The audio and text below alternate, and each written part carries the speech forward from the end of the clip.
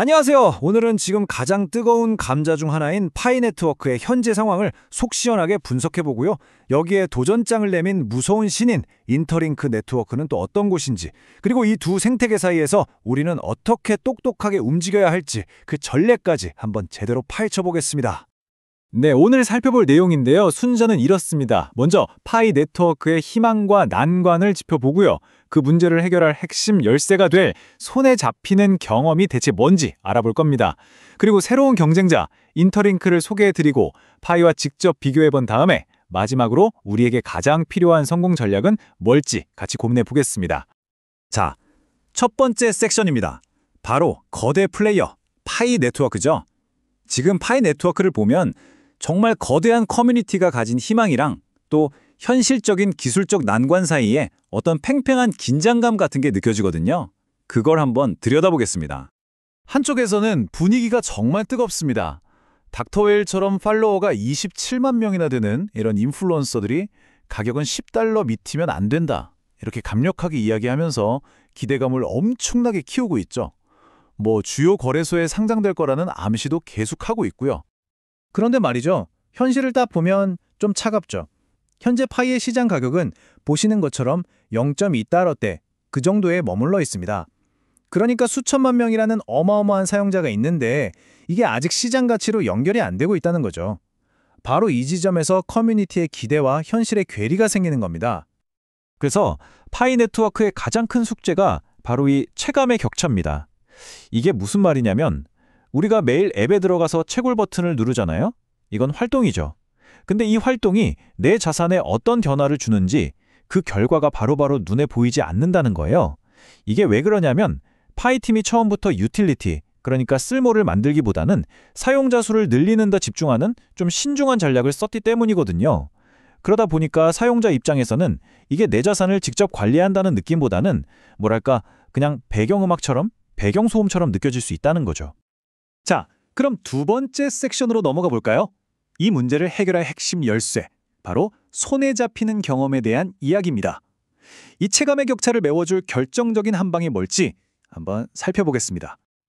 그 해결책으로 가장 많이 거론되는 게 바로 덱스, 즉 탈중앙화 거래소입니다. 복잡하게 생각할 것 없이요. 은행이나 거래소 같은 중간 관리자 없이 우리들끼리 개인 지갑에서 개인 지갑으로 직접 코인을 사고 파는 시장이라고 보시면 돼요. 이게 만약 파이 생태계에 들어온다면 그때부터 진짜 파이 코인이 활발하게 거래되면서 실질적인 가치를 갖게 되는 거죠.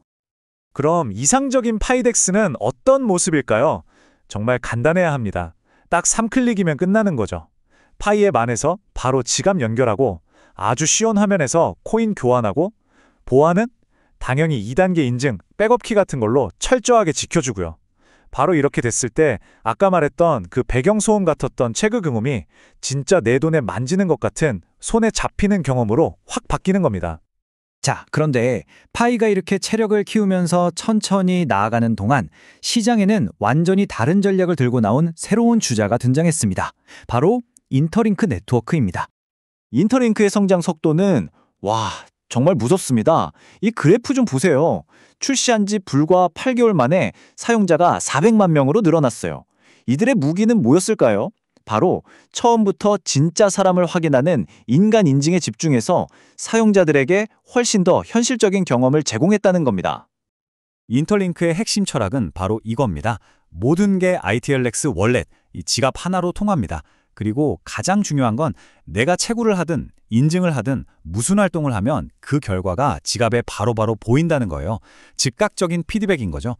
파이가 배경소음 같았다면 인터링크는 모든 행동에 대한 반응이 즉각적으로 오는 그런 구조를 처음부터 만든 겁니다. 네 번째 섹션입니다. 이제 두 프로젝트를 나란히 놓고 한번 제대로 비교 분석해 보겠습니다. 과연 체력과 동력의 대결, 승자는 누가 될까요? 이 표가 모든 걸 말해주네요. 딱 정리되죠? 파이 네트워크는 그동안 쌓아온 거대한 커뮤니티, 바로 체력이 핵심 자산입니다. 반면에 인터링크는 빠른 속도와 경험, 즉 동력으로 승부하고 있죠. 그래서 우리가 느끼는 것도 다릅니다. 파이는 좀 배경 소음처럼 느껴진다면 인터링크는 즉각적인 피드백을 주죠. 전략도 마찬가지예요. 파이는 기존 시스템에 덱스라는 거래 기능을 추가하려는 거고 인터링크는 처음부터 모든 걸 지갑 하나에 통합해버렸습니다. 방향성이 완전히 다르죠. 자, 그럼 이제 제일 중요한 부분입니다. 그래서 우리는 어떻게 해야 하나? 이 질문이죠. 여기서 둘 중 하나만 골라야 해 라고 생각하기보다는 두 생태계를 모두 활용하는 병행 전략이 훨씬 더 현명한 선택일 수 있습니다. 이렇게 접근하는 겁니다.